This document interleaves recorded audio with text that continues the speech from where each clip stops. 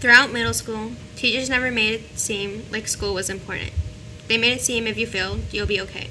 That's where I went wrong. I took advantage of not doing my work and barely passed my classes with C's.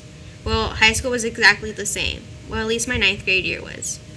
They didn't have LC, so I barely showed up to class. And when I did, I had to make up all the missing work. Regardless, school was never for me. I guess you can say I was a surface learner. Knowing what I wanted to be when I grew up, I started focusing more in school. Tried my hardest, but still didn't see my grades to show on my report card. Having my mom, dad, and sister on my back really stressed me out. It was the worst. I didn't have time for relationships, nor did I have time for friendships or for myself. I sat in the table every night to finish everything that needed to be done. Teachers started seeing the change and realized I tried to better myself. My grades from ninth grade and my grades from 10th and 11th grade were nothing compared to each other. I stopped relying on others when my sister left for college. Seeing her do so many things made it seem I could motivate myself and try harder. I started questioning myself. I don't do anything outside of school, and I barely help around the house. Why do I have these grades?